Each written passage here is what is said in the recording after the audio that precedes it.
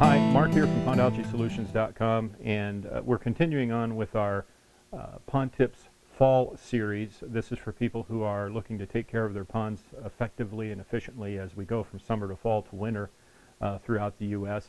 And today I want to talk very briefly about something we've discussed before, and it's a very useful tool, particularly in northern climates, and that is a pond heater de-icer. The most important things that you want to consider when you're looking for one of these is, and I personally think that this brand is very useful for a lot of people, it has a detachable float which can be removed. You can leave it on and it will float up near the surface, or you can detach it and it will sit a little bit lower in the pond or at the bottom of the pond to help keep a spot open.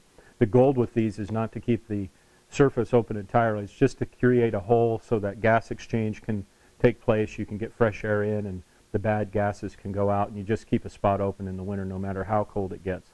Most important thing with these is to use a ground fault interrupter GFI circuit. If you have an outlet nearby, you definitely want to use one of those whenever you plug something in and put it into water. And then the rest is just up to the device. These now have a thermostat in them. When the temperature and the water temperature gets cold enough that it could ice up, this will turn on and it will keep a spot open. When it warms up, it will shut off, so it'll save some power. You really only use it when you need it, and the rest of the time it's just sitting there and waiting for ice to come in. So it's very easy to use, and we recommend, obviously, keeping fish in the pond. You can do so if you have about 2.5 to 3 foot of depth in most parts of the northern U.S. and Canada. Ideally, a little more depth is even better. If you're less than, say, 2.5 to 3 feet, it's a bit of a sketchy deal. You may want to take your fish in, keep them inside or in a warmer conditioned environment until spring comes again, because the last thing you want is for the entire pond body to freeze up. And in some cases these will help, but you know, if it gets brutally cold, you just don't want to put fish through that, so it's better to keep them indoors.